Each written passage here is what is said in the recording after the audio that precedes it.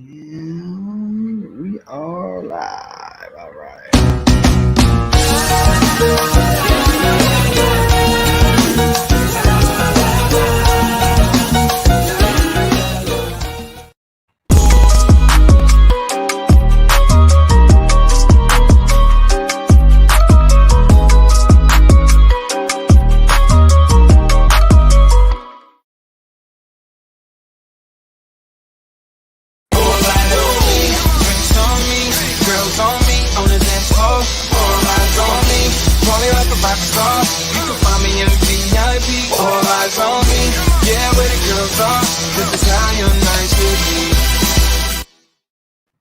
All right. All right, everybody. Welcome to Gogotalx, brought to you by GOGOTIX. I'm your host, Malachi Johns, and today we are joined by my good friend, Mr. Bo Sampson. How are you, sir? Oh, I'm great. Got any better? I couldn't stand it. That's my problem.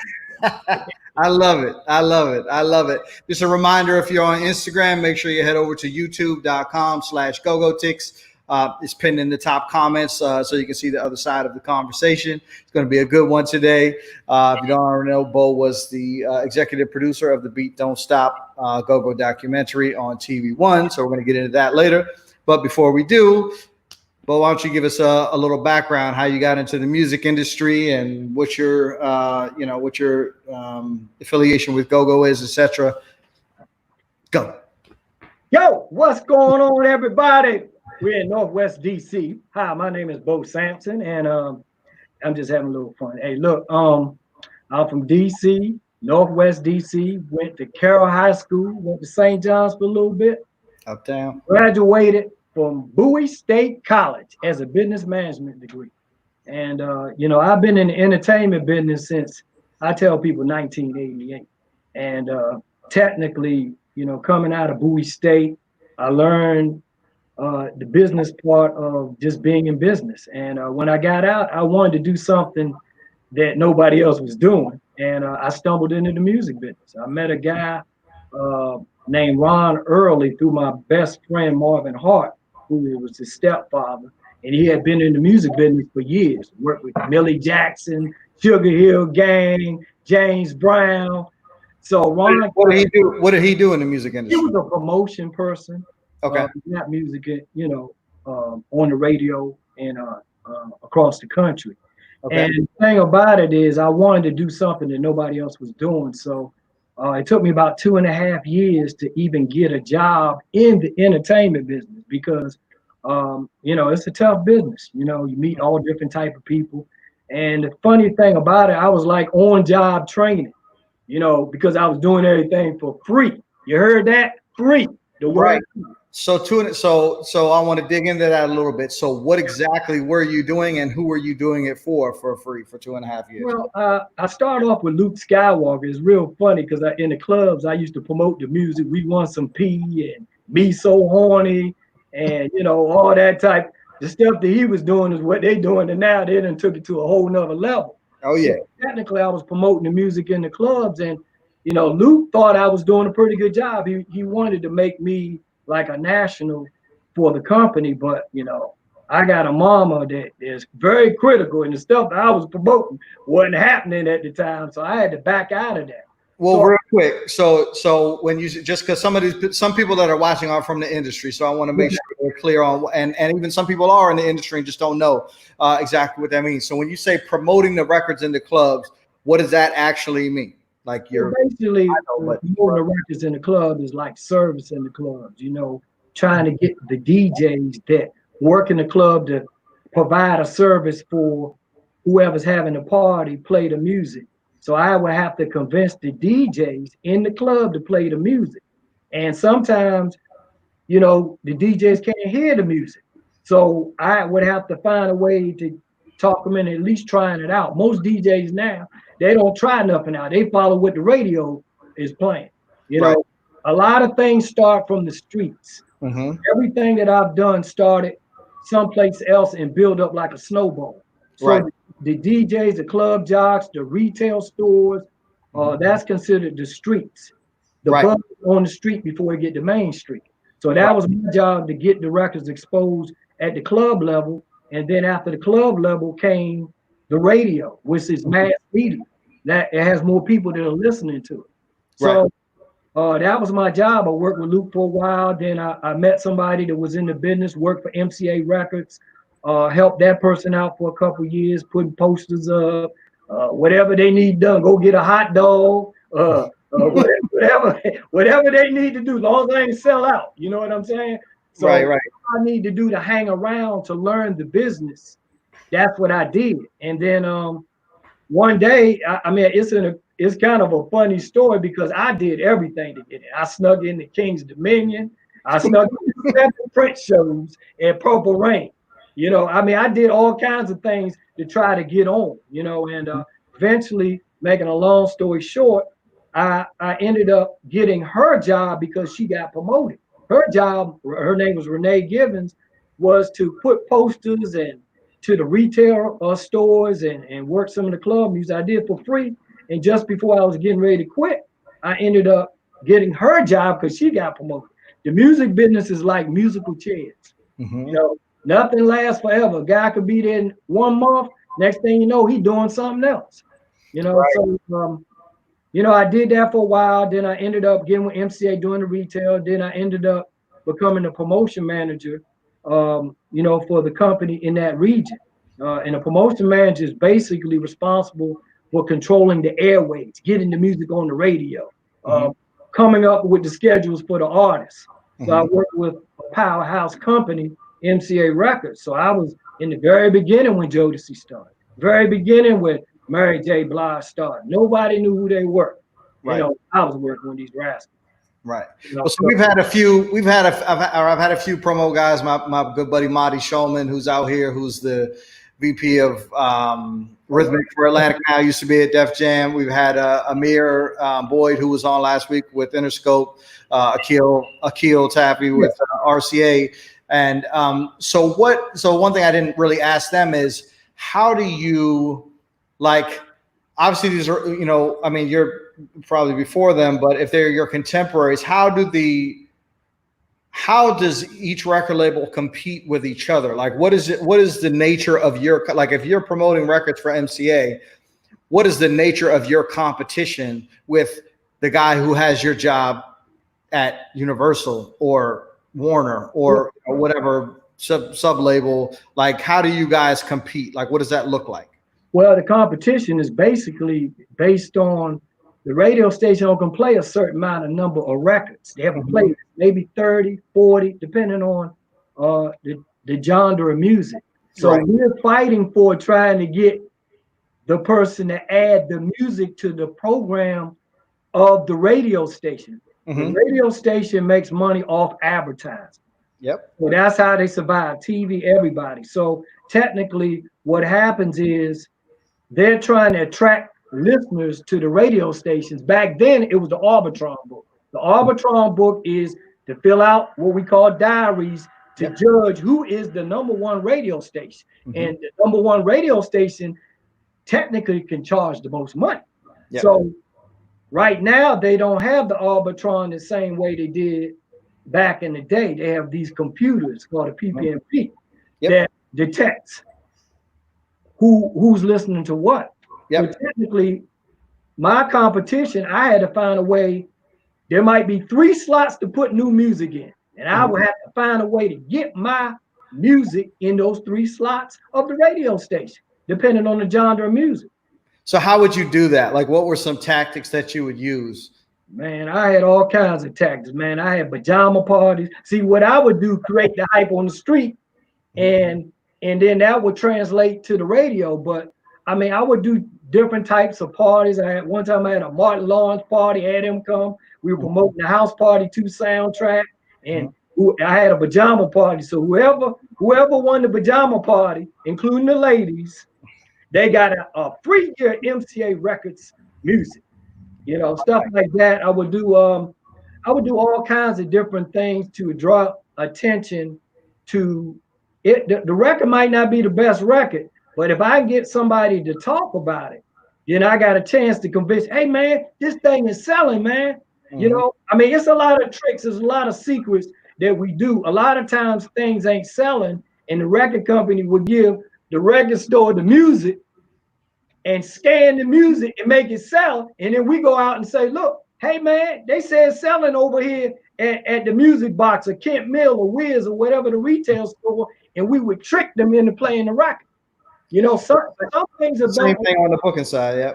yeah. So it was all kinds of things we used to do. Of course, my tactic was to learn everybody from the receptionist to the guy that took the trash out. I done snuck in the radio stations. I did everything legal. Let's put this up. There's some things in the business that are illegal. I was the good boy. I would go by the rules, but I would know how to beat the competition because my job in my life was, you know, everybody got one talent God gives us. And I couldn't sing. I ain't had no DJing talent, but I could hang out. That's how I got in the business because I could hang out all night. Man, we go to parties at 12 o'clock at night. Right. Be out the next morning. And that's what I did good. So by me hanging out, I met people. Well, so this is really important. It's something I've touched on in a couple other interviews, is the importance of relationships and how big it is. I think people sort of gloss over that, that piece of it because they look at it from a negative perspective, as though, oh, this person only got on because they knew such and such, and this person only got on because they knew such and such.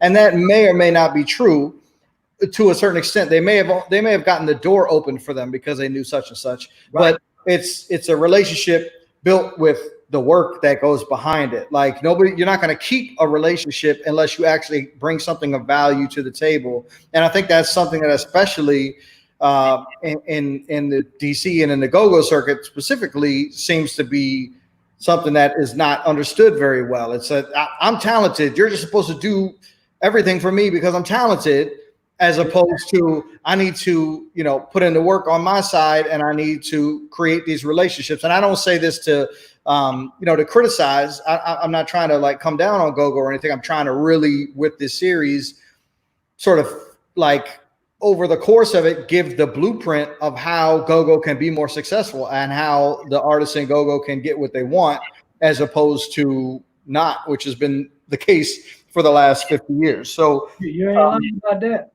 Yeah. So I want to make sure that doesn't get glossed over because that's really important. And the other thing that you talked about too was the investment. And it's something that happens like you were talking about, where the record company might go to a store and buy up a bunch of CDs. Well, they would do the same thing for shows. They'll go and they'll do what they call paper the house, where they know if an artist doesn't have, doesn't have enough people that are going to come to a show that makes it seem impressive, they'll go buy a block of tickets. So that it's about the hype. You create the hype. Right, exactly. So because, you know, a lot of the problem I think with go-go is there are no major record companies. There's no sort of bankroll, at least in most cases, to sort of support that level of, getting the ball rolling.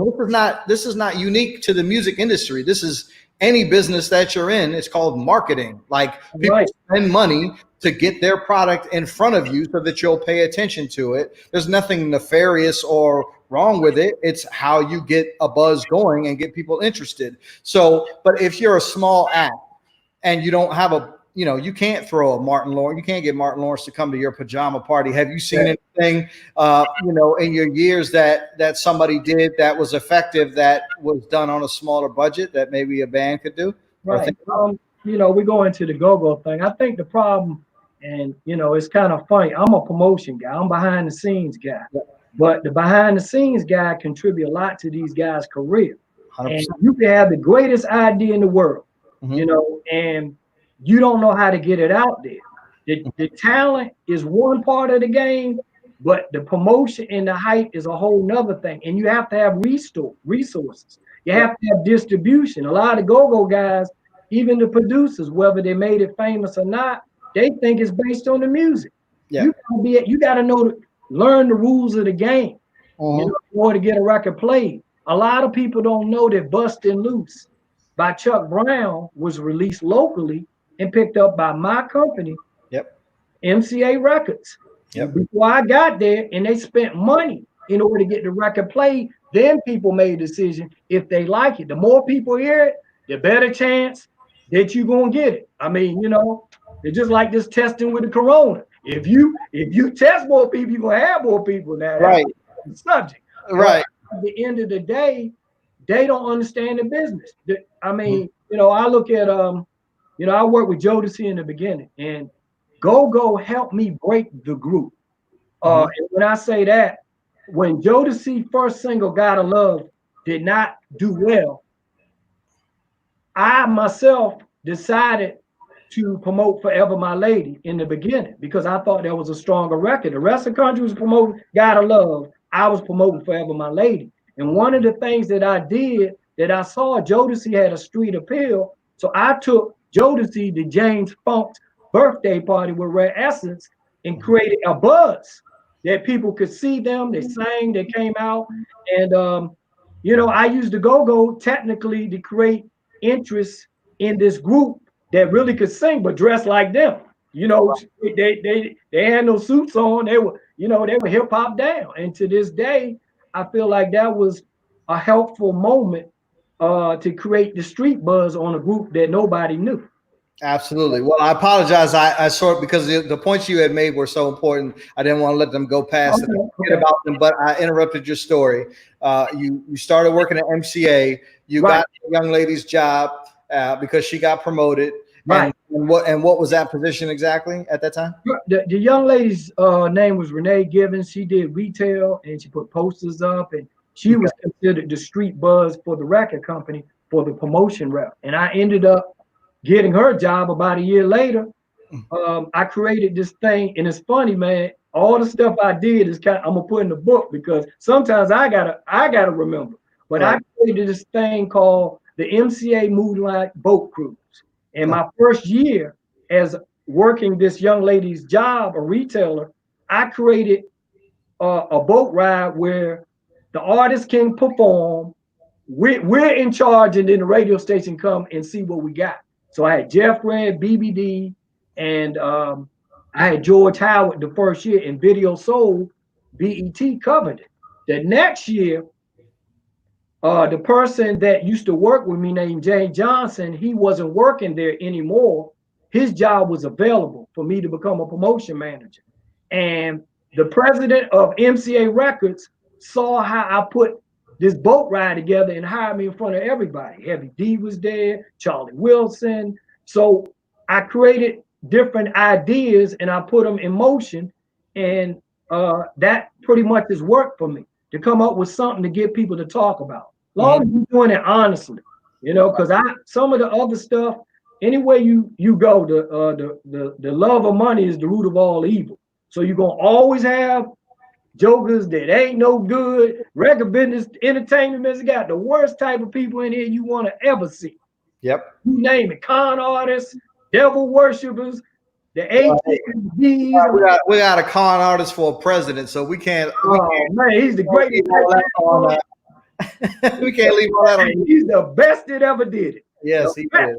Yes, he is. But that's a whole nother conversation. So, okay, all right. So you got the other guy's job. You're the promotions manager at this point at MCA, and then what happens? Well, it's funny because the person that the president of the whole company had to hire me because for some reason the person that was above me didn't think I could do anything. Because see, my style's a little different. I try to be honest. I ain't no slick talker. I ain't a hype man, So my thing was to be honest, tell the facts, and have follow through. Because so he thought I was just, a regular guy, but I was getting it done. And when I ended up working for the company and on that on-job training, that put me at a whole nother level because everybody thought, well, how are you doing this? Man, I was on-job training the whole time. I mean, we were the hottest company. New Edition, Immature, Patti LaBelle, Heavy D. I had an opportunity to work with these guys in the beginning. I was popping the records because I was sneaking in the radio station. My formula kind of was, I was sneaking the radio station like WPGC. If I could get WPGC to put the record in, Hot 97 would put the record in. I remember you were telling me that the other day when we were talking. Yeah, that's how I was popping the records. But I had to study the game plan to figure out what was the formula to get records played. So I would never go. I would never do what everybody else was doing. I will always do the opposite. And I'm not knocking anybody that, you know, had a different technique. I wasn't in the office. I would be hanging out trying to figure out, well, who's this and who's that? How can I talk to this person to get that record in? And fortunately, we had good product. Right. So that's another thing. How important is that? How important is it that, you know, what's the balance there? What's the balance? I mean, obviously there's a delicate balance between the art and the business. Right. And like, how important is it? Like, what percentage would you say is the art, and what percentage would you say is the business? I think it's more business than the talent. Sometimes there's some people that ain't got no talent that's popular. It's all about the hype. You know what I'm saying? You know, the product is important though. It is very important. You got to have the product. Now you got to figure out how you can get somebody to listen to it other than your family and your friends. Hey man, I got a hot record. I said, yeah, you let anybody else hear it? Right. Your family and friends. Right. I'll tell you what you want to hear. Right. So I think that the problem, even with the producers, they're lacking because they don't understand. Okay, you done sampled a song, Blurred Lines, and somebody else owns the record, so you got to pay out that money. You sampling somebody else's song, and you got to pay them. So you brought them to the party. So you're not gonna make as much money. Let me tell you, the My Life album, which I helped get, I got on the radio. Chucky Thompson did it, who did a great job. All those songs on there, man, Puffy put that album out there and cleared no sample. So they came on the back end and hit him. But he pretty much learned from that. But a lot of these guys, oh man, I'm gonna buy this beat. Man, what if somebody bought the beat and they recycled the beat, and then you in a battle because you don't own the beat? Like in my opinion, that's how a lot of people keep it alive. But man, and on the long run, it could be some problems. Yep, absolutely. You can't tell these guys nothing, man. You know, sometimes.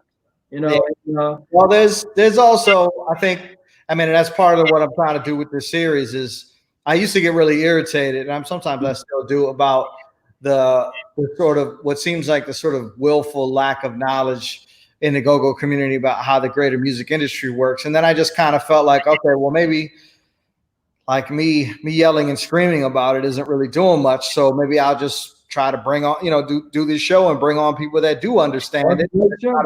Try to kick some knowledge, and the people that are going to take the time to listen, that's cool. I mean, the frustrating thing for me is that really most of this information you can find just on the internet. You know what I mean? But of course, you can't hear the real experiences and the real life stuff like you're talking about. Like you wouldn't know that, that happened with the My Life album, and sometimes hearing those type of stories for an upcoming artist makes them realize, okay, well, shit, maybe I don't always have to have everything exactly right, because even Puffy and Mary J. Blige and Chucky Thompson didn't have it exactly right. And I'm not saying you should strive to do that, but at the same time, don't get analysis paralysis where you're trying to check off every single box, which was my problem sometimes. Check off every single box so that you don't even take a step forward. Just take a step forward, then figure it out as you go along, but try to arm yourself with as much knowledge as possible. So, okay, so you're the promotions manager at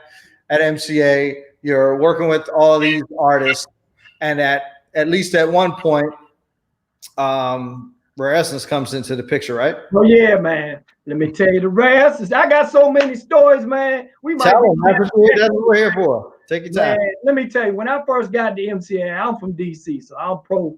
Yeah, man, go, man. Matter of fact, I know you got my man Daryl Brooks coming on here tomorrow. He's going to set up. I had Go Live when I first got to MCA, and I gave it the new edition. And they rode the tour bus all day long, practicing all the moves in the Go Live. That's one thing. Then when I got to MCA, I called Andre Harrell and told him, look, man, we got this group. Man, they the hottest thing out, and it was Rare Essence. Rare Essence was signed to MCA for quite some time. And I actually talked to Andre convinced them to put the Lockett record on the Strictly Business soundtrack for the movie. A lot of people don't know that. Andre Harrell, you're talking about, not Andre. Not right? Andre Harrell, from Gotcha. one that just passed away.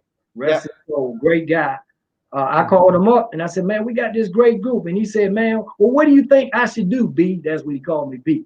Man, why don't you take one of the songs and put it on the sound? He said, man, that's a great idea. And they put Lockett on there, but they put the wrong version, you know. So Rare Essence decided to get off of MCA. I thought that wasn't the best move, but at the time they probably did, because see, a lot of these groups get signed for 3 to 4 years and don't come out. Mary was signed 3 years. Jonesy they don't come right out.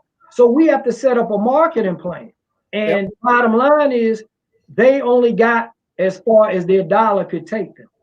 Right. They didn't even have probably the distribution they would have had with MCA. And I kind of regret that, because you know, I really wanted to see them hit. I had a record with Heavy D that did with Rare Essence that never came out. I could have leaked the record and it would have blew up. And the reason why I felt like I could do it is because I had so much success with Nonchalant, in which, I mean, Big Grit, the whole company was trying to figure out, well, how is he doing this? Because I studied it, and people helped me along the way.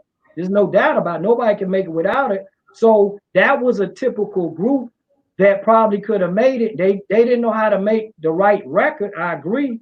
But I think if the patience had been a lot stronger and they held out, I think we would have been able to do it. But they did receive some success. I'm not talking about that. I mean, Daryl Brooks was in part of the management party. He can tell you. I was telling him when I was talking to him. At one point, Daryl's done a lot of great things for Go. He always tried to, man, you know, even before I got in the game, Daryl was always trying to find a way to push the envelope and help these guys. But a lot of these guys don't want to listen either, because they don't understand the business model change. What we did last year might have changed. A record don't hit right away. New Jack Swing. I worked with Teddy Riley, the Groove Me sound. Teddy lived in DC for about a year. He was taking some of the go-go too. People don't know that. But that Groove Me record. Darren X was on here talking about it. Darren X used to hang with Teddy, and Darren X looks like Teddy. He does. He looked like Teddy. I used to always call him that. I have to find the interview. Somebody said, my friend Johnny sent it to me, of Teddy Riley basically admitting that New Jack Swing is based off of Go-Go. Yeah, well, it has some Go-Go in it. You watch the inside the label on Uptown. They mentioned Go-Go twice. And, you know, so the Groove Me record was out for maybe about 6 months before it hit. Look, the Wobble was out for 5 years before it hit. Did you know that? The Wobble. Yeah. Records don't happen right away. They got to have something that happens, whether it's the best gimmick or the best record. You know, I didn't tell you before, I done a lot of things. I'm the one that promoted the Electric Slide. So I know about gimmicks. Right. I took Marcia Griffin to BET. And that record was recorded twice. People don't know that. That record was called at least 2 times. The first time it didn't hit. Then the next time it hit. So people don't know. You can re-record a record and put a record out if you have the right backing, you have distribution, you have the resources. The record could hit if you put enough money in. It's a good piece of product. It's either the best record or the best gimmick. That's what I always say. So what do you think has been I mean, obviously you spoke to the Rare Essence thing. I had Donnell on. He basically admitted that he felt like most of the reason they left was due to his own arrogance. And, you know, well, I can't blame Donnell. It wasn't, this was a group effort.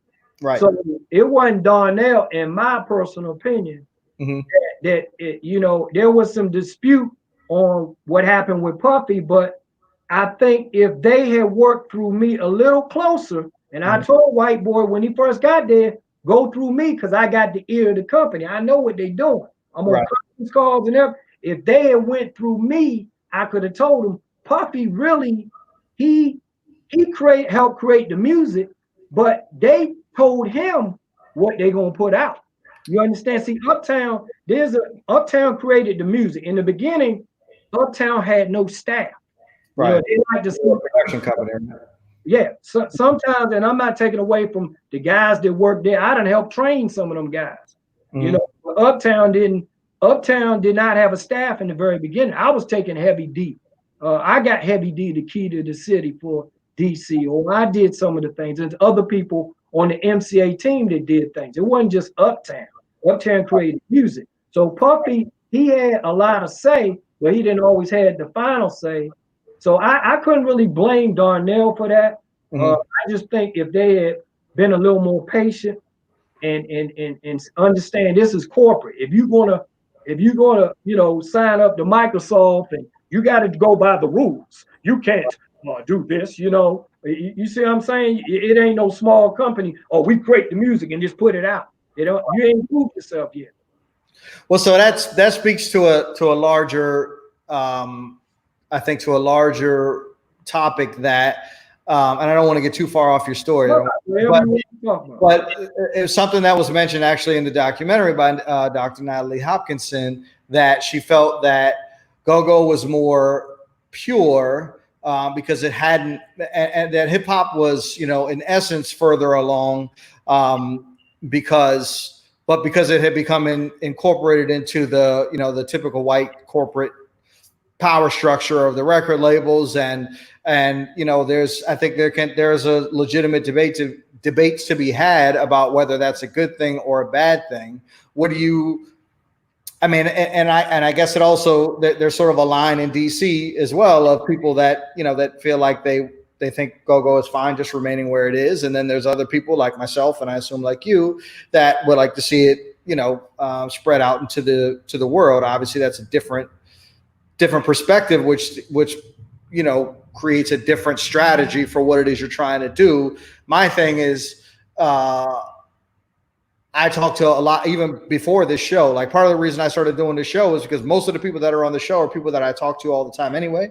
And we consistently have the same conversation about the fact that most of these guys, most of these musicians in go-go want to do more. They want to go on tour. They want to have records, on the radio, on Spotify Top 50. They don't want to just keep playing every Friday at Fast Eddie's. You know what I mean? So I guess my question is, if that really is assuming that really is the goal of collectively of go-go, can go-go do it without being part of the major? Because you keep going back to the, having to have the resources and the distribution and the money. Obviously, I mean, money's a resource, but what, can it be done without the major corporate structure? Well, is only going to get to a certain level because of the fact there's a lot of things that go on behind the scenes that people don't know. And these guys, the go-go guys, they got to understand they create the music, but they got to partner with somebody to get it to the next level. Kentucky Fried Chicken partner with Taco Bell. Right. The Sprint with T-Mobile. They ain't just partnering just to be friends. It's a reason why. And you can take the music, you are artists. So you never done getting a record on the radio. You think because it sounds good, they're gonna play it. That ain't the case. Right. Sometimes the requests were padded. Even a lot of these young guys, they're going on, I might be telling the secret, going on Facebook talking about they got 25,000 views. Now there's a way you can get in there and it ain't 25,000 views. You can spike it. See, everything is perception. Just like, so some of the product that they have might have been able to get past I-95, but they didn't clear the sample. Right. They don't know who to talk to. Yep. They don't know that most of the adult contemporary radio stations are playing majority of the 90s music. Yep. So if you're an old go-go group and you go into a Magic, which is in DC, they ain't playing that many new music. So you didn't even know that, but you go into the station, man, can you play this new go-go record? Man, there's only one slot they can play it in, and that in the mix show, like 30 minutes. That's just to keep them, because they know DC is popular, to keep people listening. To get regular rotation, they don't even understand that. You know, the business model has changed. Yep. You know, from when I was doing in the 90s to now, and you got to change with the times. And the guys, they're not even smart enough to understand you don't get 100% of everything. LeBron James don't get 100%. Somebody gets some business on the side, they getting some of the money. The lawyer, the manager, they rather keep 98% of the money and be local and don't have no hit. I mean, nobody in DC right now has a hit. Not even in Georgia Avenue. I ain't heard no hit record. I haven't either. A lot of records. But ain't nobody said, oh, this is blowing up. You on the same level as the next guy. Yep. So you gotta find somebody that understands what is going on now, and what I mean, what can you do now that you couldn't do yesterday? It changes all the time. Right, and there's a lot that you can do now. Just from the time when I did Mambo Sauce, there's a million things that you can do now. Like MySpace was just coming out when I started Mambo Sauce. I used MySpace heavily to develop our fan base. You know what I mean? But at the same time, like, I was literally, iTunes was just becoming a thing at that time. I was trying to figure out how to get our stuff on iTunes. And, you know, like later on down the road, when we were ready to put it out, TuneCore became a thing, but it wasn't when we first started, when I first put out the first couple singles. So, and now, you know, when we were doing Mambo Sauce, there was no Facebook, no Instagram, no Snapchat, no TikTok, none of these things that you can use literally for free or for very little money right now to sort of, you know, get your thing going. But back to the radio for a second. So if you're saying that adult contemporary radio, you know, for the most people that are watching are in DC. So adult contemporary radio is going to be HUR or Magic. So HUR and Magic right now are not playing new music. They're playing stuff from the 90s. HUR is probably playing some. HUR is playing older stuff, probably. But some of the adult contemporaries are playing the 90s because they couldn't find any new music. So they got more recurrent records than new records. So you wasting your time going to the radio station, talking to them about putting this record right. You ain't listening to the radio station. Right. So listening to what you have to do your research. Yeah. It's just like anything else. Like, you got to go in the street, talk to people that have done it. It's just like the Pepsi Coke taste. You like Pepsi, you like Coke. You know, certain people like Pepsi more, people like Coke. Things change. You know what I'm saying? Look at ringtones. Ringtones was on fire. Have you heard ringtone today? Zero. How was ringtone? It was unbelievable, but it died out. It ain't the end thing anymore. So the stuff that they doing, they basing on what somebody told them instead of doing the research and find out for themselves. You go on the internet, you can call people. Now, let me tell you, there's another side of the business. Everybody that tell you something might not be telling you the truth. Because there's some con artists out here. And see, DC doesn't have a click.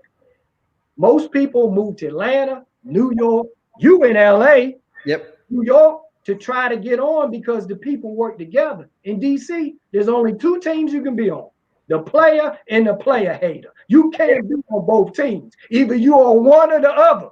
So either some of you talking about somebody that ain't did nothing. Then you look at their resume, they ain't did nothing. You know what I'm saying? Why with the documentary, you know, talking about that, I was very honored to, you know, God allowed me to use my talents to try to put DC on the map, not just for go-go, but entertainment. Right. You know what I'm saying? And then if somebody comes in town, then they might find a bass player, or they might find somebody because they're all playing go-go if they're in the local clubs. Right. Sound of the music, sound of the city. Right. So, real quick, back to the radio thing real quick. So if the adult contemporary stations are not going to play your new music, right, WPGC and KYS are most likely not going to play records, go-go records by 50-year-old guys. Well, they might play it a little bit, but they ain't going to give no consistent play. Right, no, not rotation. Yeah, so, so this is how I break things down. Hip-hop and R&B. If you say love, you R&B. If you say sex, you hip-hop.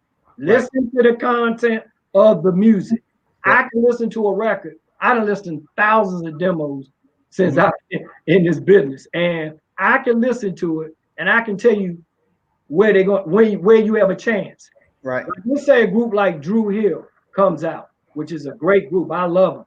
Yep. If they put a record out, they automatically gonna put them on the other side because of the content of what they talking about. I love you, whatever. You know what I'm saying? Mm-hmm. And that's unfair, in my opinion.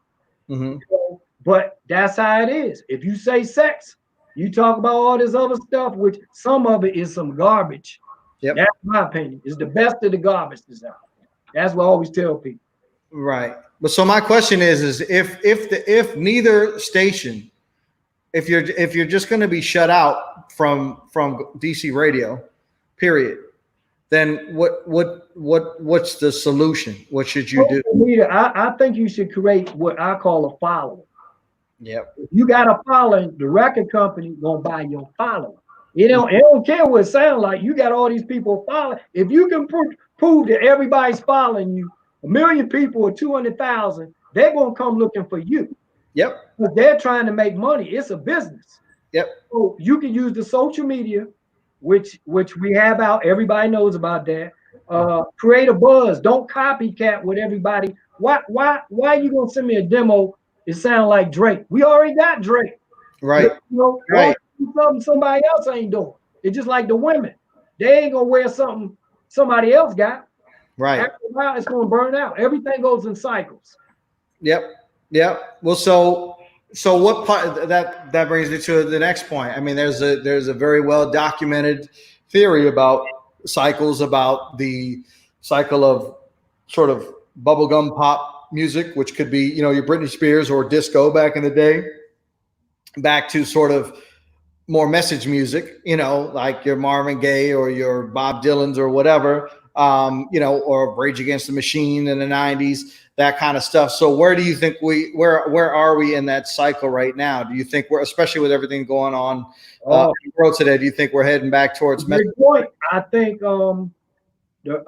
with this Black Lives Matter, if them jokers boycott the record company, go to the record company, if they can change my Redskins team name, right, but they can change the music because the record company controls what they put out. If Nick Cannon put a record out of what he talked about, you think they're gonna put it out? You know what I'm saying? You know the Nick Cannon scandal. If they put that in a record, do you think the record company gonna release that? Well, maybe not, but it is also a business, and they know that there's controversy and there's eyeballs looking at that. So it depends on the record company, I think. But but I think the music is going to go back to message music. I think really with the hip hop movement, people just copycat. They think that's what you got to do to get on because they see it and they hear it. You know, that's what people go by, your senses. So they figure, well, we're gonna copycat what they doing, we're gonna get on. If everybody got it, it's gonna burn out. Just like with New Jack Swing, I worked with Teddy in the beginning. The guy sound was the hottest sound. Nobody would play it. Then all the record companies hired Teddy to do their artists. Then the sound burned out. Right. You know, it's just like anything else. Everything goes through 3 to 5 year cycles, in my opinion. Yep. In everything you do. So what you got to do is do what you do best. Stop trying to be like somebody else and do what you do and create your own lane. Well, that's to me, I think that's you just made the biggest case for go-go right now, because I feel like I've discussed a lot on the previous episodes how a lot of people in go-go are like, yeah, I'm just playing in this band to make some money. But really, I'm working on my R&B project or my hip hop project or my gospel project or whatever it is, whatever other genre of music that is internationally known. And they say that in a sort of a dismissive way of go-go, like this just for some local money. This just, this isn't really the real thing that I'm working on. Where to your point about doing what you do best, and that's going to cut through better than anything else. I think that if people spent a little more time on perfecting the art of go-go and perfecting it to the point where it sounds like something that, let me say this. It sounds like something that a 15-year-old Asian kid in Seattle would like. And I know that the first thing that people think when they hear me say that is, well, you got to water it down to be able to do that. You got to make it. And my thing is I don't think you do. You just haven't tried hard enough to figure that sound out. And that's the business. I mean, they sampling go-go every day. I'll give you another example real quick. I was working with EU one time, and I met with the manager for Fantasia, the artist singer. Hopefully your audience knows her. And I said, we should do a go-go record. And the manager said, man, that's a great idea. 2 months later, she down New Orleans doing the butt in overnight scenario, which was really funny because it was all for my idea. Then next thing you know, we got on the Tom Joyner cruise, and EU was on the Tom Joyner cruise, and Sugar Bear had performed earlier in Fantasia. We went to go see Fantasia perform at 2 o'clock in the morning, and I told Bear and Juju, man, she gonna hit the butt. I put my money on it. Next thing you know, she hit it. I grabbed Sugar Bear, pushed him through the crowd. Fantasia jumped down on stage, saw Sugar Bear say, ah! Dropped the mic, Sugar Bear picked that bad boy and finished the song off. But the point that I'm making is other artists are taking our secret ingredient and putting it in their meal, but they ain't calling it go-go. Just like disco music. Disco music still here, they just don't call it. It's simple fast. So it works. It's just the deals that the go-go guys are making. Either they got too much pride to ask somebody to help them, or they rather want to be. They just want to be a local hero on their block. They ain't even on the avenue. They on the block. You know, they ain't got a hit. Just like the bounce beat. The bounce beat is great, but until you come up with a gimmick or record, hit, it's just a perception. It's a perception that is. And I think somebody gonna get lucky on a big record at some point, or it might be somebody outside get one of these bounce beat groups and produce them the right way where they can go to different markets. You can't put everything in the thing. They're not going to play it. You got to kind of water it down, a little bit, little marketing, little change in the music. Right. Well, I think that I mean, obviously watering down is a subjective term. To some people, Mambo Sauce wasn't go-go. You know, to me, the person that created the band, that was exactly what it was. It was just the next generation of it. It was just the next step in go-go. And I, fiercely debated anyone that told me that it wasn't a go-go band or tried to get me to pretend like it wasn't a go-go band so that we could get a gig. I would just turn down the gig. No, this is a go-go band. It's just a different kind of go-go band than you're used to. But while we're on the subject of EU, we've got my man Gino Meyer on here, the keyboard player from EU, and he has a question which is sort of tied into what we were just talking about, which is, hey, Bo, how can we get these bands in go-go to start back recording original music and support from the local radio? And based upon what we just said, I mean, and feel free to chime in, maybe local radio isn't what you should be shooting for first. And that's always my argument, is that you got to build your buzz somewhere else. And you talked about the streets being the clubs and the retail. And obviously now we're in a slightly different world. So social media is the street, right? Well, I think, and Gino's a great keyboard. He plays for EU. This guy plays with everybody, man. He's stylistics, whatever, but this guy's really good. I think what I think should happen is just go in the studio and create music and take some of the ingredient with the go-go and just cut the record and test it out. Everything I did, I pretty much would ask people what they think about it that weren't my friends, and just put the record out and create a buzz. And those are the things that you could control, you know, and you control your content. Just like going to Netflix. Netflix is popular because they allow you to control your content. So you do best and put it out. But with the local radio, sometimes you got to start maybe in a Virginia who are a little open to playing new music. There's a guy down there named DJ Drake.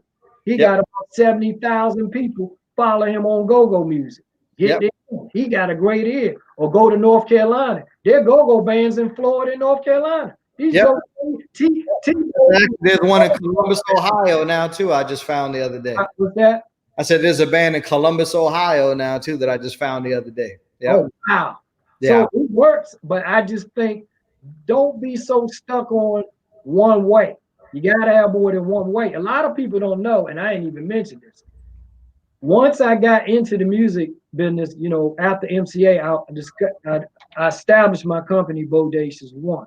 I've done consulting, I done production. Man, matter of fact, I did a go-go record on Craig Mack. It never came out. You Oh, know, really? a remix on Heavy D with Big G on the Big Daddy record with Go-Go Mickey.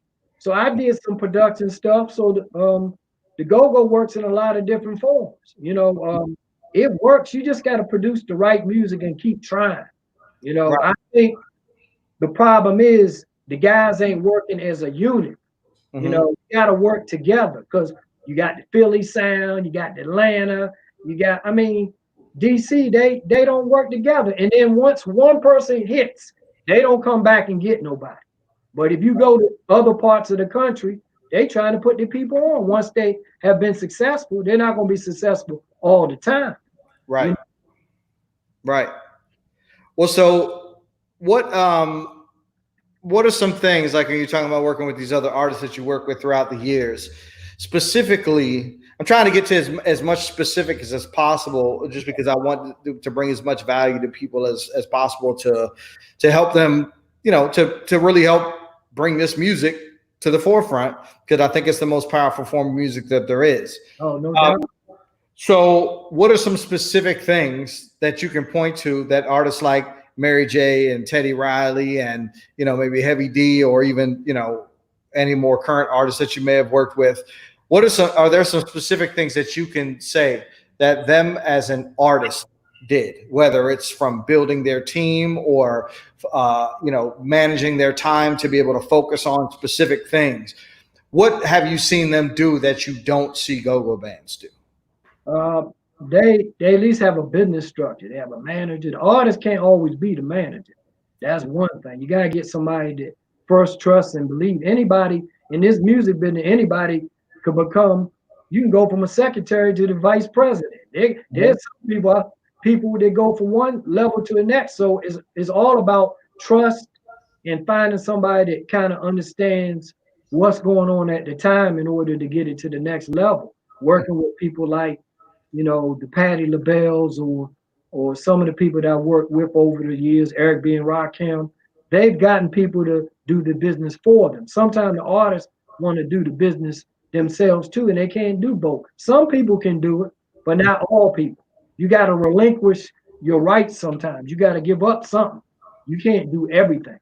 So what that says to me is self-awareness. Like you have to and which I think is something that is lacking in the go-go community. And it's also I mean, it's something that I had to work on, to be honest with you, you know. So I'm not absolving myself from any of this guilt, because I went through all of this and I'm having to, you know, learn it as well. But self-awareness to know, hey, if I'm not good at this specific thing, I need to find somebody else that is. And if you Role models, that's how I got in, because I had role models to help me. I just mentioned two role models. Hey, they helped me and I ain't forgot. I learned from them and they gave me opportunities to get out there. A lot of these guys want to act like you can do it themselves. Right now, GoGo has a lot of hype on this documentary. We getting calls all over the country.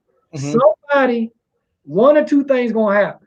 Either somebody gonna come in and take the secret recipe like they've been doing, Kirk Franklin, Salt and Pepper, Kid and Play, Teddy, whoever, or somebody's gonna benefit off the exposure that was 59 million people, households were able to see the documentary. And you know, don't is that how many people actually watched it, or is that the total number of households? yeah, that's the total amount of households that it was in for able, you know, you're able to watch it. the program, which is distribution. Right. This is the most distribution that any go-go documentary had.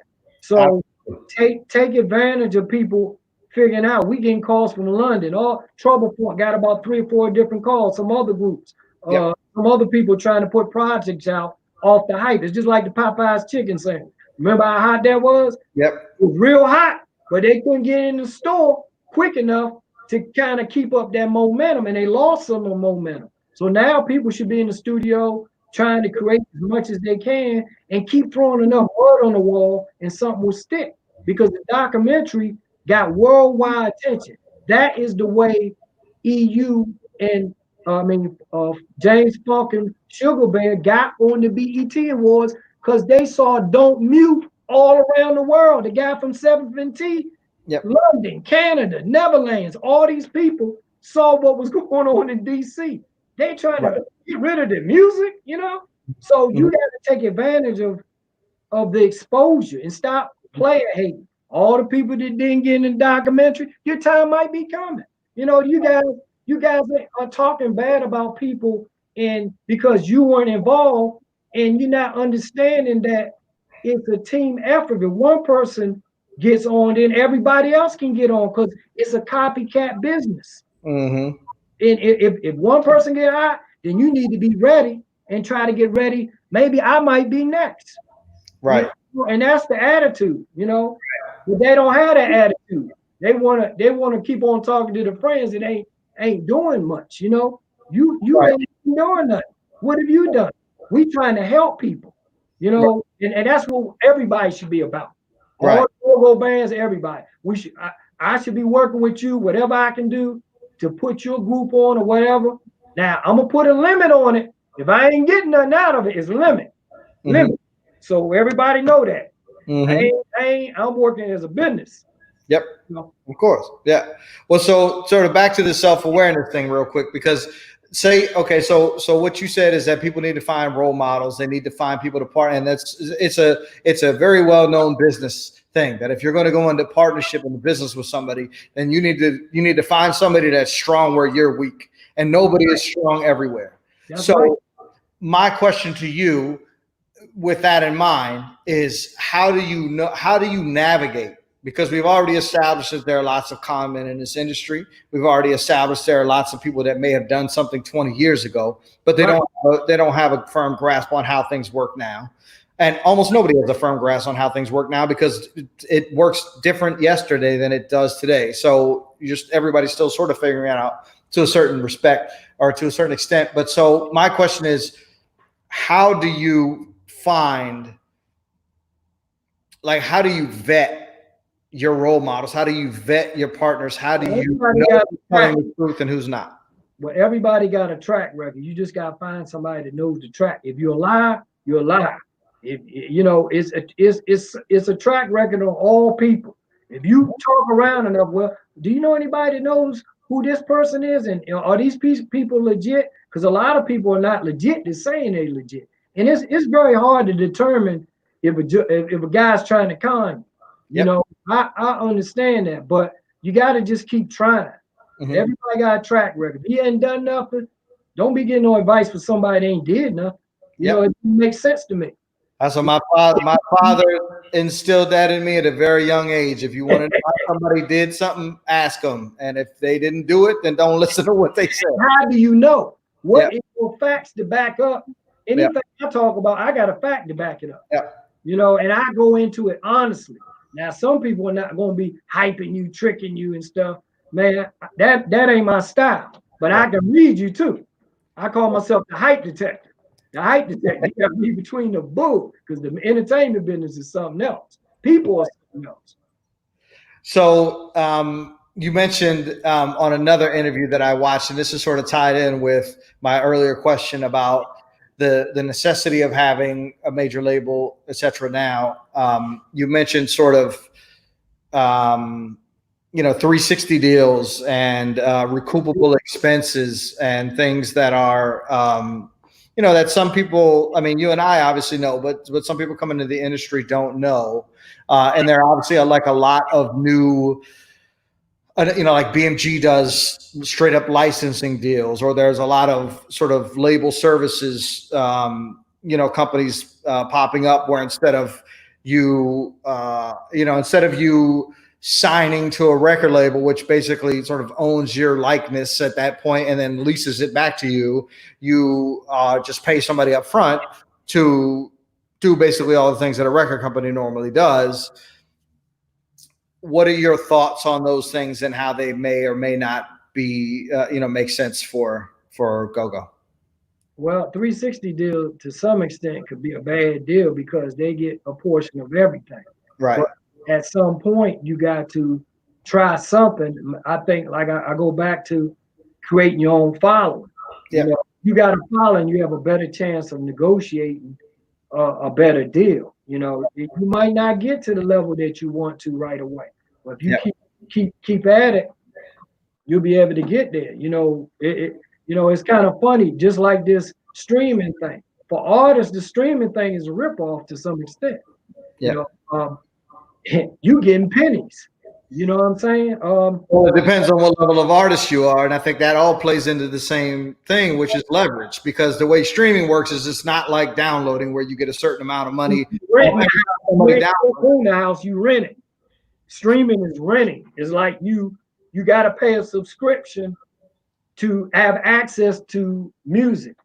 Right. Like, Well, that's on the consumer side, but I'm talking about on the artist side, as opposed to like a download where you get a specific percentage of a specific amount of 99 cents or whatever. Yep. With streaming, it's you get a percentage, but your percentage is based off of what your percentage of streams is on the whole. So therefore, artists like Drake or or Travis Scott or whatever are making shit tons of money off of streaming because more people are streaming their music than are streaming Essence music. You know what I mean? So, but that comes down to leverage again, and leverage these days is data, and data is significantly more available to people than it was back in the day. Obviously, you talked about the difference between the Arbitron and the people. What is it? The personal people meter or whatever it's called in the PPM. I forget what. Yeah. So so the data, the way that you're able to collect the data now is far more accurate, and so the payments are made based upon that, and that's sometimes fair and sometimes not fair. So anyway, I don't want to belabor that. But it's kind of funny that our gauge used to be SoundScan. Yep. And now it's media based. It's like how many streams you got because ain't nothing selling. Everybody getting it for free. You can go to YouTube and find a record. So the bottom line is the record companies are making the money the same way. Yep. So they done change it around to get people, they gave it away for free to get you used to it. Now streaming is the thing. Now everybody, oh man, I'm just gonna stream. But at the end of the day, stuff is not selling like it used to. And the only way, it's kind of funny. A lot of these big time artists and hip hop people, they never made money off royalties. Right. Because the record company would make it look like they spent more than they made. They had to go through to get their royalty, their money. Yeah. So it's a lot of, this business is very tricky. Everybody's not going to be able to make it a career. Some people going to do it because they love it, and some people going to make money. It is a lot of money involved in it, but you got to continuously educate yourself on the rules. There are ways you can go to learn things. Be a member of BMI and ASCAP. Be a member of the Grammys. People that have done stuff. If you're really serious about this business, there are all kinds of books out there. Well, and even speaking of BMI, I'm a BMI writer and publisher, and they literally will assign you like a rep, and you can just call and ask that rep any questions that you have, because the publishing side of the music industry and just the right side of the music industry is extremely complicated. And it's part of the reason why I've been doing booking for a while, because booking is easy and I'm not that smart. I can just be like, all right, I'll book you a show, give me my percentage, and I'm done. But now I'm getting back into the content side again, and I'm having to sort of relearn all this stuff, because even it's all way different than from when I did it before. So, but there are resources out there, and I'm hoping to be one here that where you can learn how these things really work and apply the things that that you learn to how it goes, but also understanding that things change every day.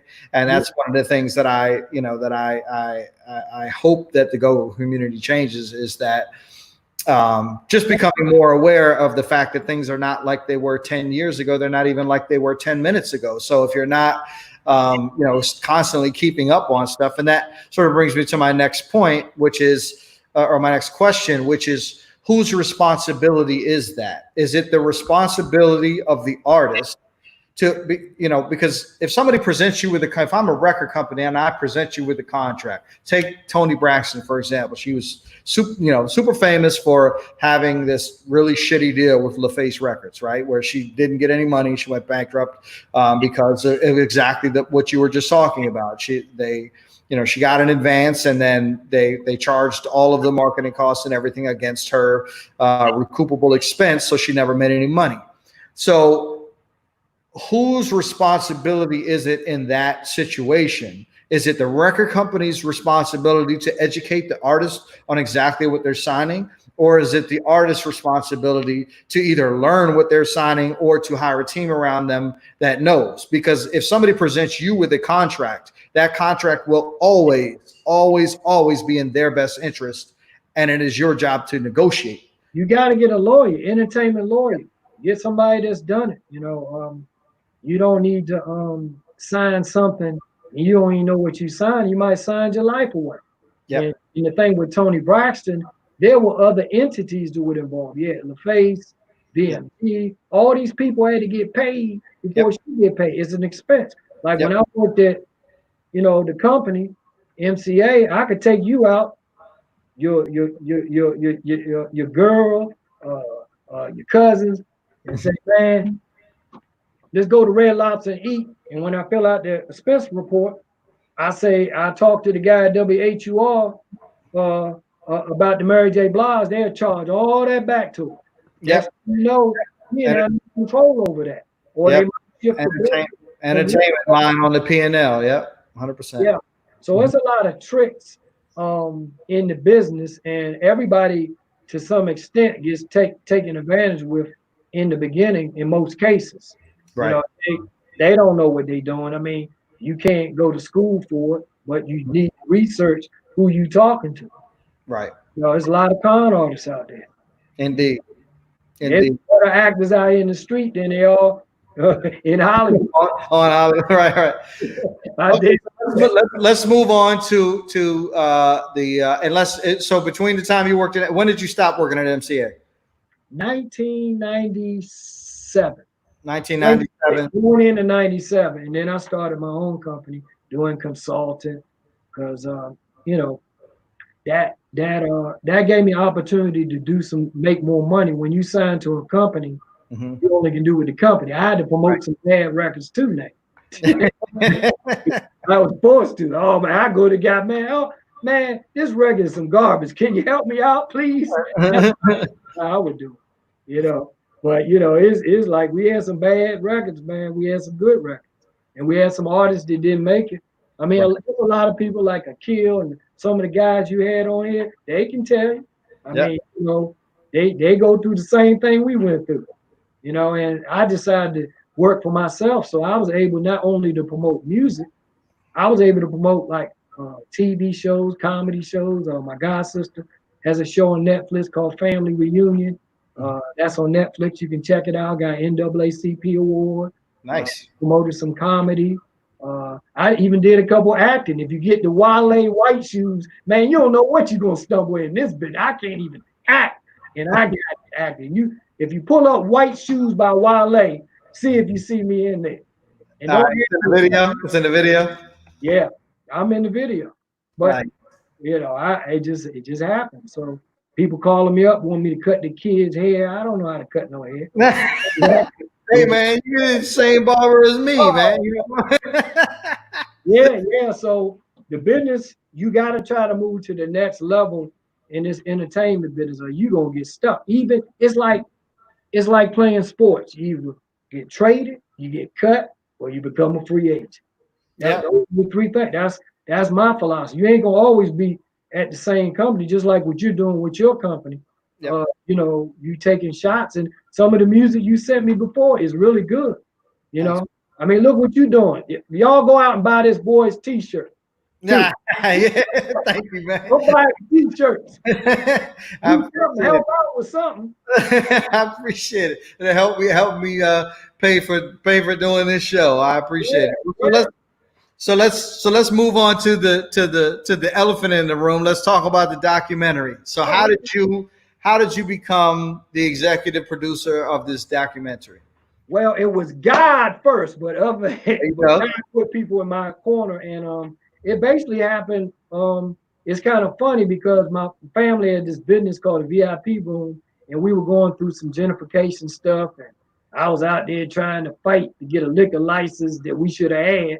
They didn't want us to have a liquor license, but Chuck E. Cheese got a liquor license, you know. So the guy Ron Moulton said, "Man, you should come down 7 and T," who had something to do with organizing, that don't mute with when they were protesting the music too loud Yep. at the 7th and T. So I went down there and I got on there, and then somebody saw me on there and said, "Hey, why don't you, Bo? Yeah, we can use Bo to maybe help us out with the Go-Go documentary." So I went in there, and Deirdre and Tracy and Shamaya, and now all of them helped out with the documentary. Now, so did you know them before, or they just saw you on they TV? saw me on TV fighting for my family business. Of course, I was in the music business, and they saw me and said, "Can you help us? Kind of help put this Go-Go documentary in." And it elevated, because Kathy Hughes and Alfred, if it wasn't for them, it wouldn't happen. Because it's kind of funny, even though people live in DC, some of the people still don't believe in the music. They want to compare it to rap. Man, you just took the go-go beat and put it in the Kirk Franklin record or the Salt and Pepper record or the Beyonce record was a go-go record. Yeah. So I mean, even Chucky would tell you that was his go-to formula.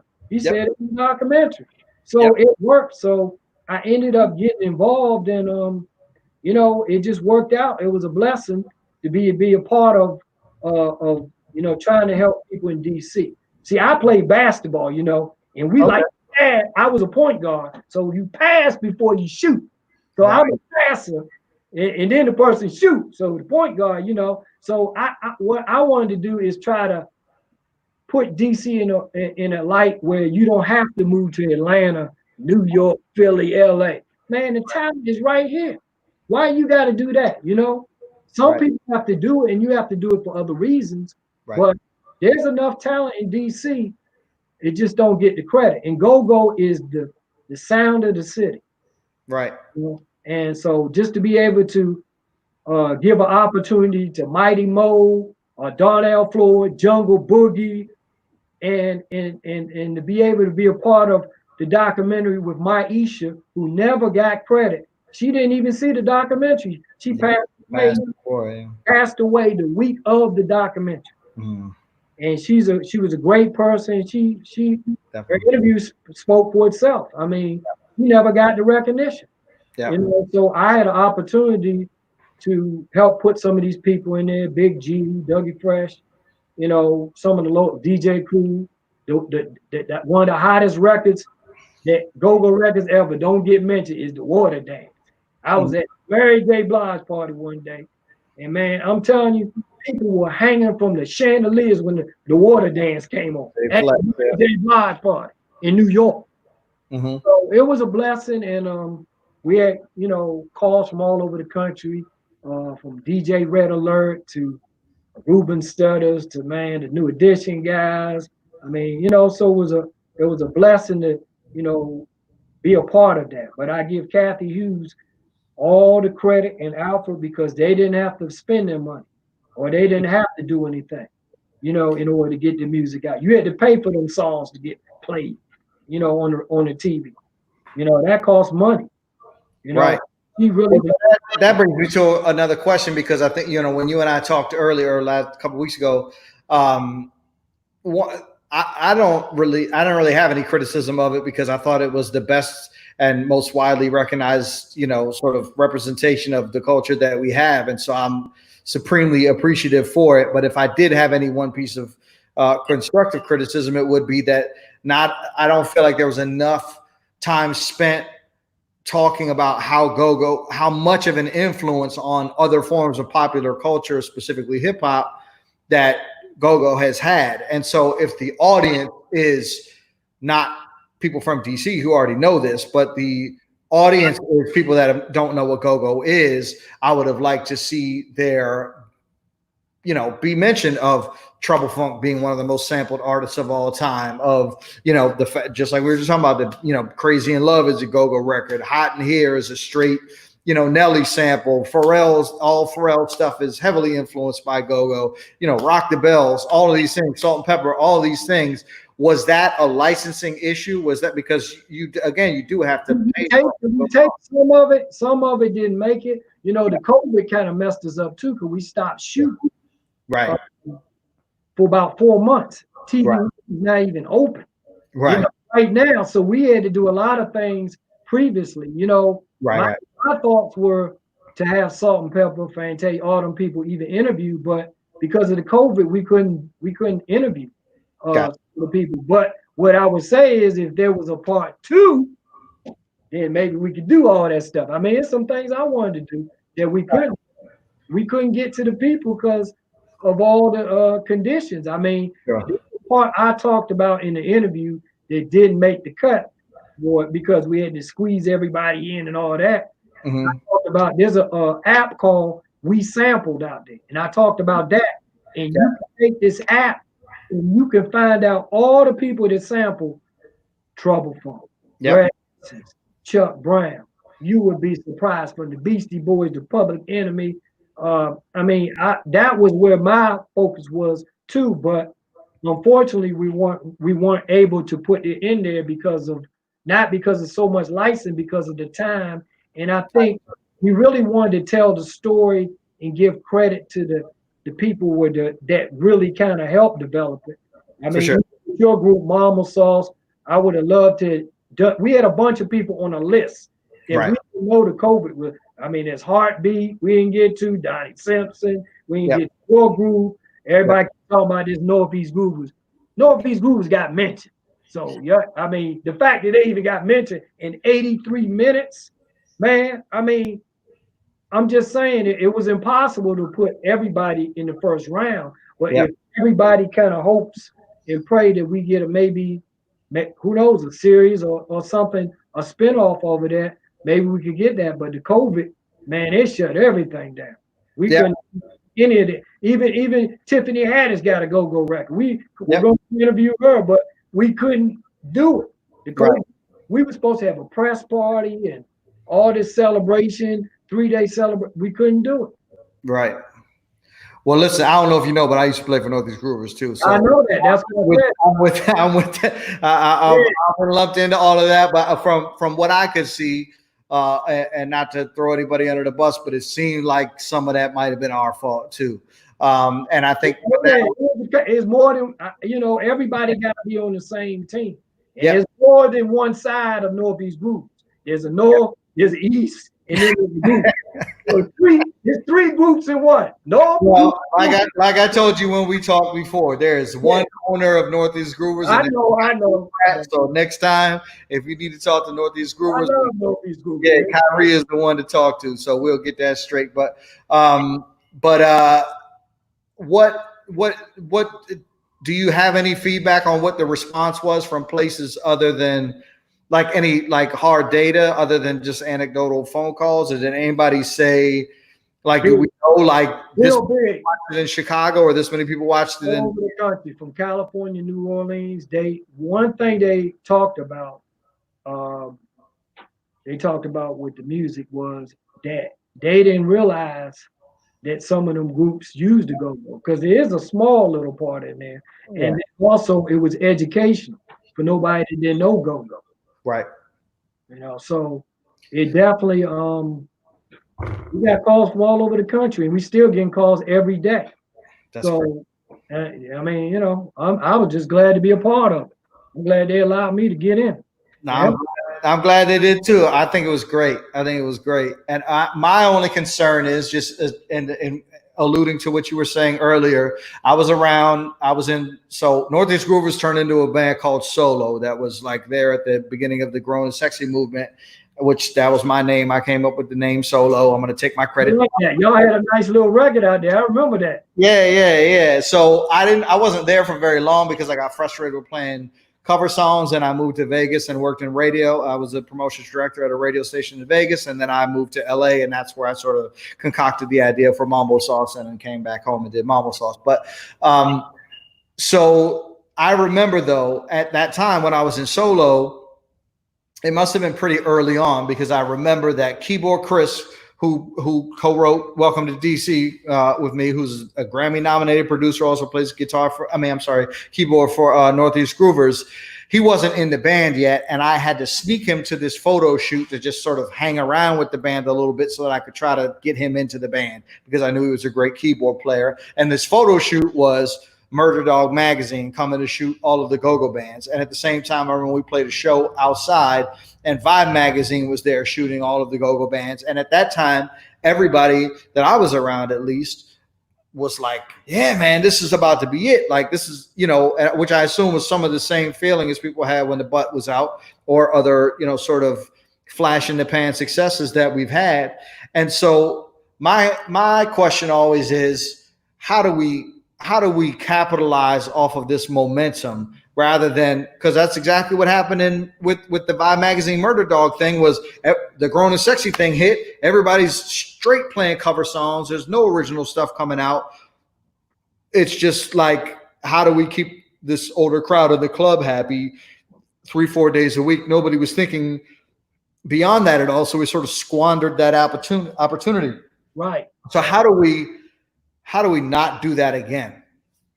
Well, I think people got to work together. I think it would be a lot collective. I would like to see like Rich and Chucky and them all get together. Everybody just get in together and put music out. Like, and some of the younger, like Tone P, he's a young producer. I know a lot of people don't understand, but that guy's up and coming. Just because he hasn't been around as long as some of the other guys doesn't mean he can't hit. You know what I'm saying? He's got a few he did majority of the music. Yep. And all that stuff. you just I think you got to do it as a unit. I don't think one person can do it by themselves. But I truly believe you might be able to get some of the old guys together, but it's still a young person's game. And I think the bounce beat, which hasn't been proven other than locally yet, has an opportunity, because they're young. They got a following, man. They can bring people out. Let me tell you, that TCB and TOB, man, they got an incredible following. They just gotta find the right record or the right gimmick. Yep. Look at Little Nas X. Look at, is that a gimmick or what? That's definitely a gimmick. But I tell you, that makes me nervous, though, to be honest with you, because I feel like if Go-Go like makes a splash on a gimmick, then we're just right back at square one again. You know what I'm saying? I feel like it's got to be done with records. I feel like you do, but it's better to have nothing. But people don't understand. Did you know? I don't know if you knew this. EU didn't have a deal when the record was out. The butt was out, and these guys were Virgin Records, MCA. They were all making bids, but they didn't even have a record deal. They only had a song on a soundtrack of Spike Lee's movie. That's how crazy it is. I was like, man, the record's going up, and they ain't got no deal, because for some reason they just didn't believe in go-go, and that's really the biggest go-go record of all time. As far as performance-wise, it might not be in a person's preference, but as far as across the country, it is. I mean, I think Go-Go Swing, in my opinion, might be the best record that the world did not hear. You said which one? Go-Go Swing by Chuck Brown. Oh, yeah. I mean, just across the board. I mean, it was just a masterpiece. Right. And there's other groups like a Mass Extension that we did mention. We wanted to mention more, but we only had 83 minutes. And then you had commercials. So to get all those people, Miss Kim, Maisha, Michelle Blackwell, all these people, look how many people were in the documentary. Black Alley, a lot of different people were in it that normally would not get any type of recognition. So we kind of focus in on that a lot more than even even though the national stuff mean a lot, we focus on the people that kind of created. Look at Funkin' Egg. I mean, all them jokers never got no credit. Look at Godfather. At least we got him in there playing the piano. Or Yep. look at Ivan Golf. Even Yep. though we didn't do a tribute, we at least showed his face. Kent Woods, who passed away on a car accident. At first, we were going to put, you know, people that had passed away, but man, we were trying to clear all them doggone records at the last minute. Some of the artists don't even know what records they own. That's how crazy. You don't even know you own the record. They don't even understand samples. They don't have any type of knowledge of the business. In the information is out there. You just gotta find somebody that knows. You know, that's why I'm gonna try to get my book done. So maybe I can put a couple things in there, you know. People think I'm Tommy from Martin, ain't got no job. And I said, man, what do you do, man? I'm still, all these years, people keep coming up. Man, what do you do? You ain't doing nothing. You just having a good time. You know, it's funny. Let me ask you a question. What do you think? Because I feel like there's a lot of this, and I know I sound like a crazy LA person right now. A lot of the problems with GoGo have to do with mindset, and a lot of the mindset issues have to do with trust. And because if you don't trust we're saying that you need to find somebody that understands the business. But I think from a band's perspective, which I completely understand, is that, well, how do I know I can trust this person to represent me to the next person that I'm not sure if I can trust.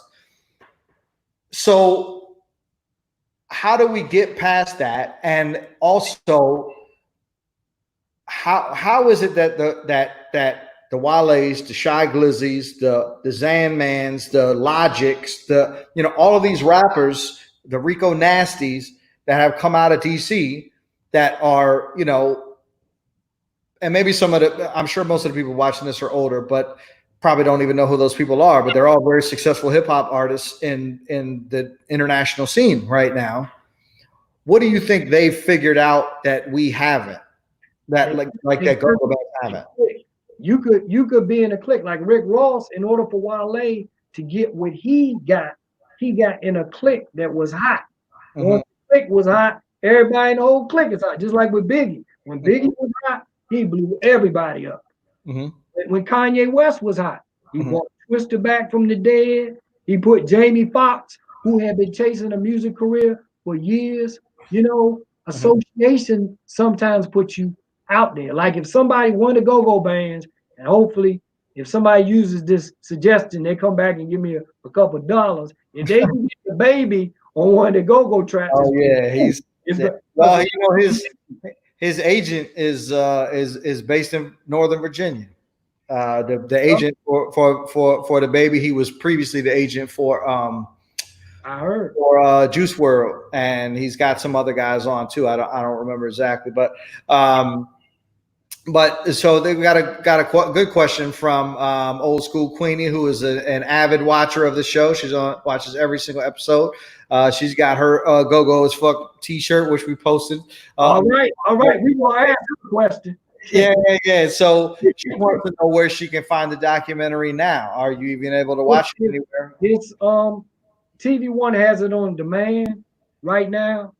So if she has TV One, and I think they're gonna kind of remarket it. It might be coming out again. If you don't have TV One, it's gonna be, I can't say how you can get it, but that's the best way. It might come out on some other formats, but it's nothing to solidify yet to talk about. Right now, if you have TV One, you can watch it on demand. Go to a girlfriend's house or we had to borrow a family member's Comcast password because we don't. That's how you do it. Cable a while ago. All we have is Netflix and HBO and Hulu, and I don't subscribe to anything else. But I literally, just so you know, like that documentary is literally the only reason that we did that. I will have zero. Appreciate it, man. Yeah, no, 100,000,000%. I have absolutely zero interest in cable at all. But we got it just for that. So, like I said, it's been a blessing just to be able to have people support you, and I'm excited because I'm, from DC, and like I said, I'm trying to help people. That's part of my service to people. That's what I do. I'm a promoter, but you know, I want to see as many people from DC so I can brag DC is the greatest world. That's my goal. I feel you on that. So I know you. So I know you got a book coming up. Tell us about that, or anything else that you want Well, to promote? I gotta finish it, getting it done now. The documentary, I'll probably put it out just maybe towards the end of the year, the first of the year. It's just my journey in the business and all the people I work with and the opportunities, man. Man, God has blessed me. I'd have met 3 presidents. I'd have met people that were my favorite artists. I had an opportunity to work with, you know, and I met a lot of good people on the way that some people don't even know who they are. You know, Right. people are people.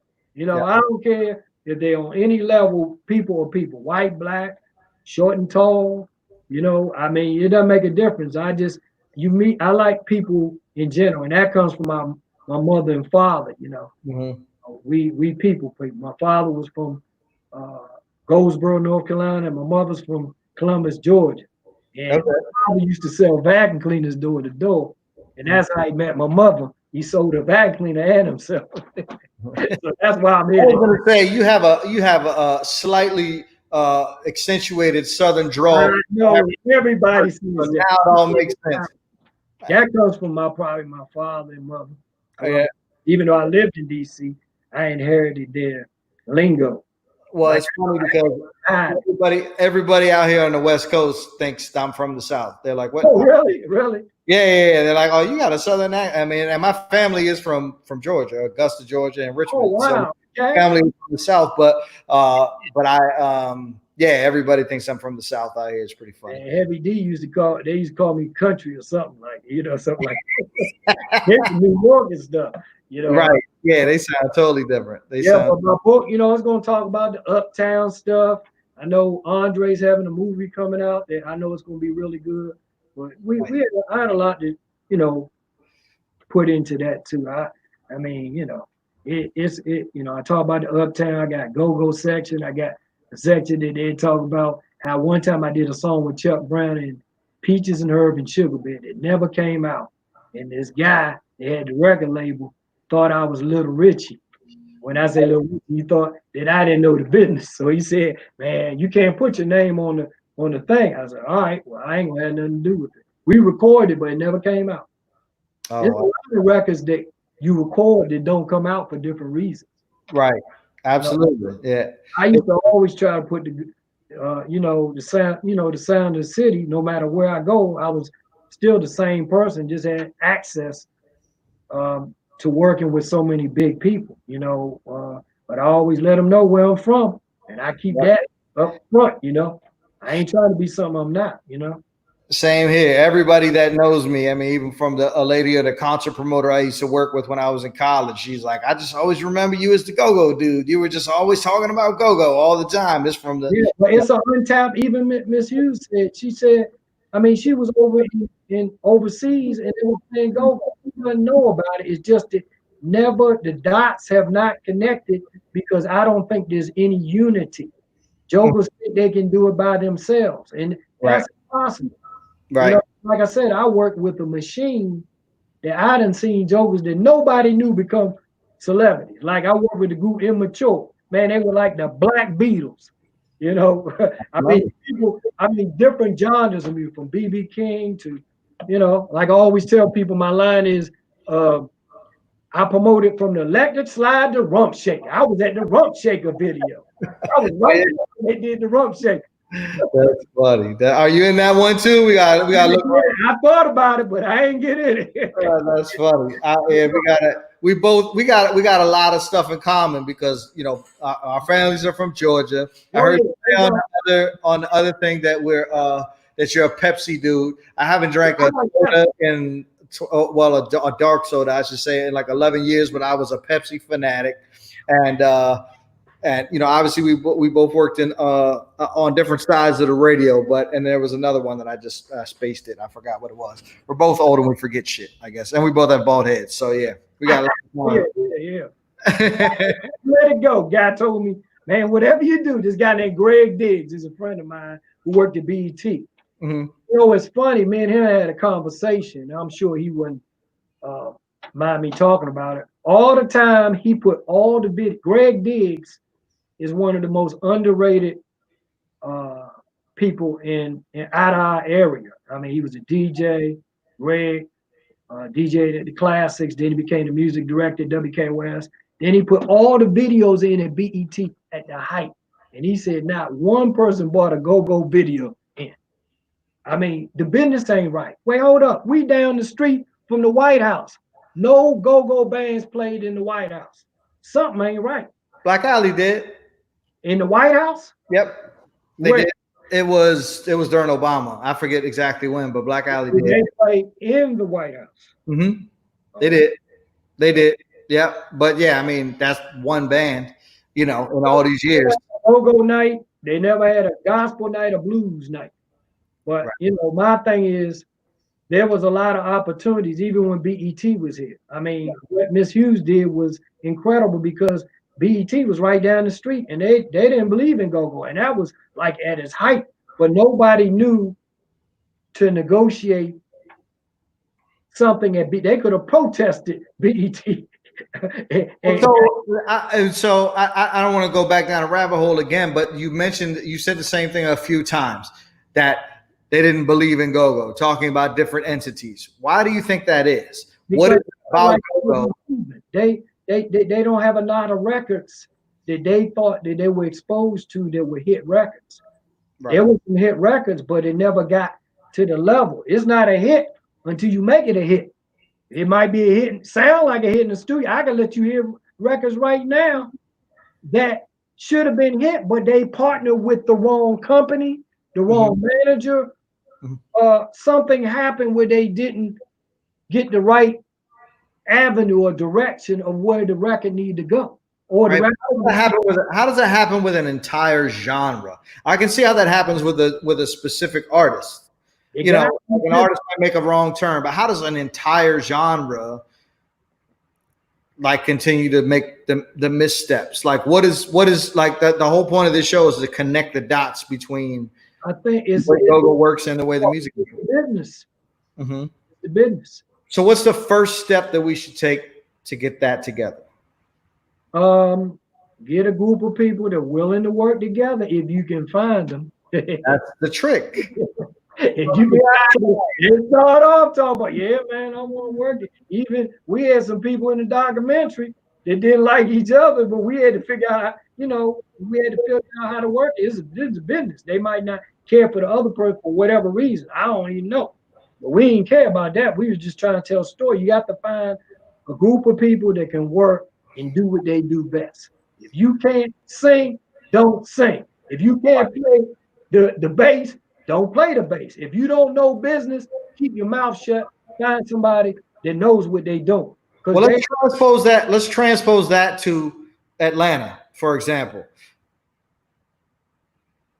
What is different about Atlanta? Because the myth, whether it's true or not, the prevailing wisdom about Atlanta is that everybody in Atlanta works together all the time, and that's why they're successful. Why is it that they do that in Atlanta, but we can't in DC? Like what? Like that's what kind of. We don't have no product that's been successful across the country. We need some more. Atlanta has more. Came first.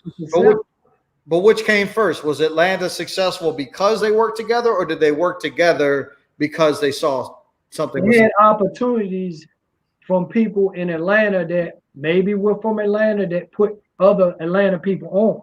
People that had power. Like if you get to a certain level, just any record company, any radio station, if a program director comes in, they're gonna bring their people. Am I right? Yep. Every record company president, they're gonna bring their people. So when Atlanta, somebody from Atlanta hit a Jermaine Dupri or something, they brought their people. Then they brought the next people. We didn't bring nobody. You know, once we got to that level, and it has to be a movement. Right. It has to be more than one person. I can't do it by myself. You can't, because we do certain things. I don't have no talent other than talking, maybe. Hey, that's a talent. I'm the hype man. You know what I'm saying? So if you only got the hype man, ain't got no music. Right. You gotta have some music to go with the hype. You know, so I think they're working together, even in Philly. Same thing, man. You from Philly? Man, we down with you. You know what I'm saying? You from LA? See, LA in New York are bigger markets, of course. That's what started. But some of the people from New York and other places migrated to Atlanta to work, and then they start kind of working together. You know, in DC, man, we live here, man.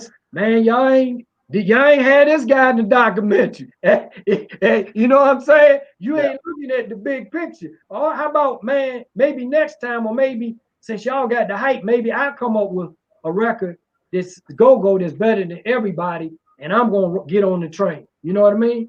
Because most of the time I talk with my buddy and a couple buddies, and their view is they don't want you to get, they just want to come pick my head. They don't really want me to go to the trip to LA. They'll get me in the car. This is my example. They get me in the car. We driving to LA.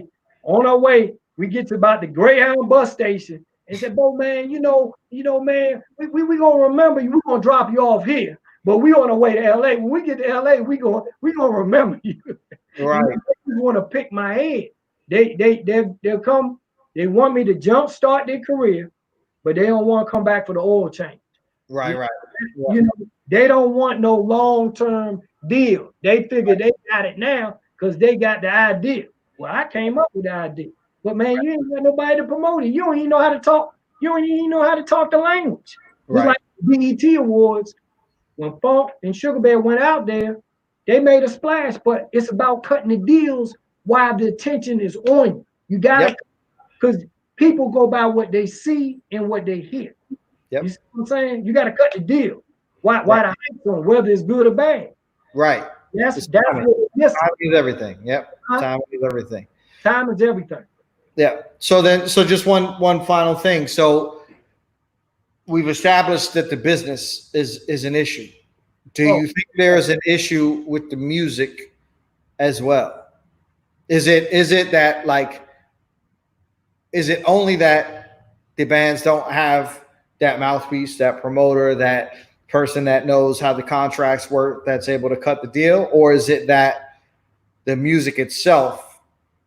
Because this is the thing, we're talking about building a following, even with the tools that we have today, you know, YouTube, Instagram, Facebook, whatever. Hey, you can reach anybody in the world, anywhere, at any time. And it still doesn't seem like any go-go music is really permeating on that large of a level. Yeah, well, you might need to bring in another type of producer. You might have to bring somebody in there to tweak it to make it sound like what's happening now.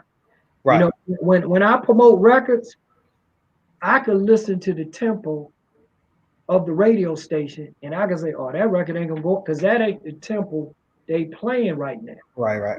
And sometimes you might have to bring somebody additional to get it to dress it up where it look good for the event. You got to dress up the music a little more, take a little bit out, but you can have variations of that same rawness for some other people, because it's about attracting a different audience.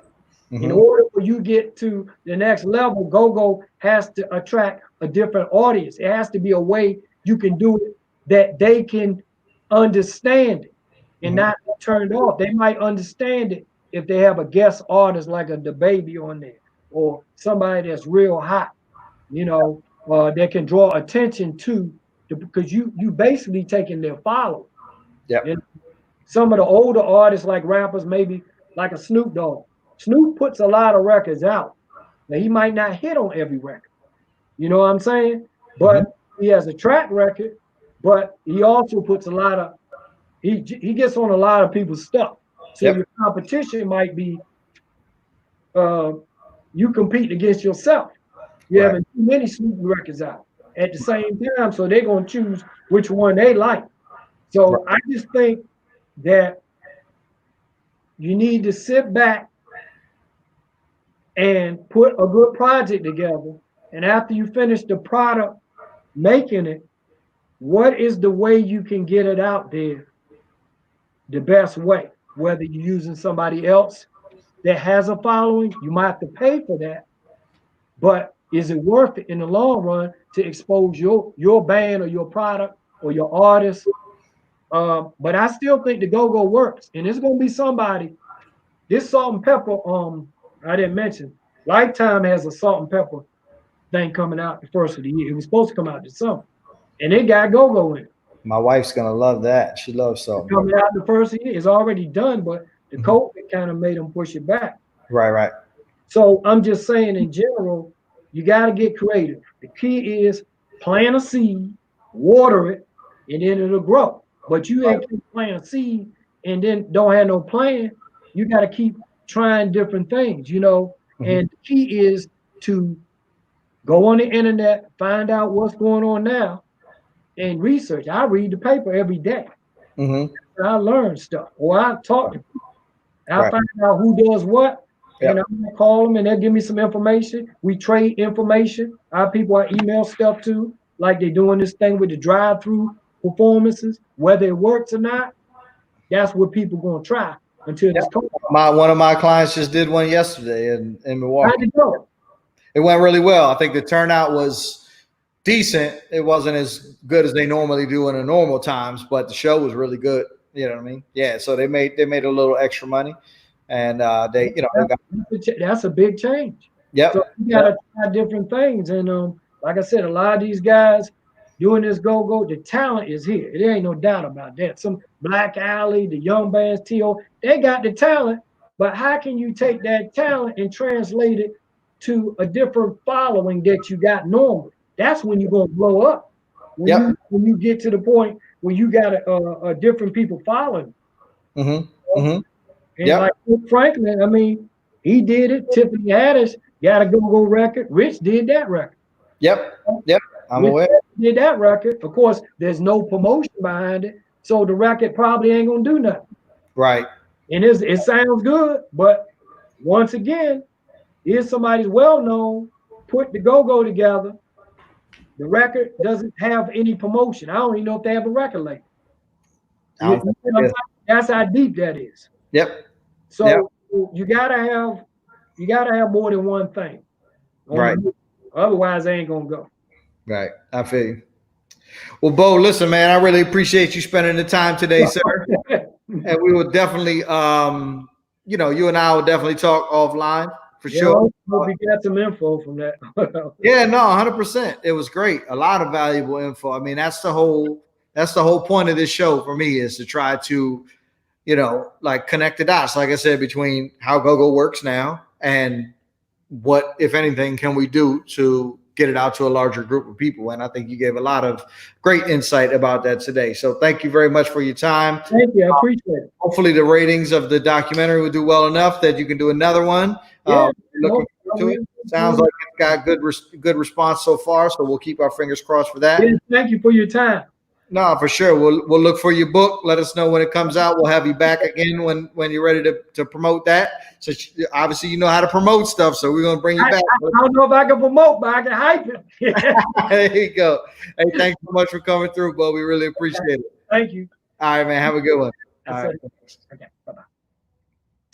All right, thanks everybody for tuning in to Gogotalx, brought to you by GOGOTIX. Tomorrow, make sure you tune in. We have Daryl Brooks, co-owner of CD Enterprises. You may know CD Enterprises as the group that puts on the Summer Spirit Festival every year at Meriwether Post Pavilion. He's got a long and storied career, from being part of the management team for Salt and Pepper to you know, touring NWA and all kinds of other artists across the country, to being one of the very few independent promoters left in the country. And he's got a new record label that he started that I know Sirius Company is on the record label. I believe Junkyard is as well. So he's got a lot of great information to share with us tomorrow. So make sure you tune in for that. We got some of the younger guys coming up. August 5th, I think, which is next week. or maybe that's the week after. I got my dates mixed up, but you'll be able to go to gogotix.co and see the upcoming schedule, or you can just go to youtube.com/gogotix. And as soon as the dates are scheduled, you can check that out. We got Chris from TOB, and I think we're working on shooters from ABM coming up as well. So trying to get some of the younger guys on. So thank you guys very much for tuning in, and we'll see you tomorrow. Have a good one.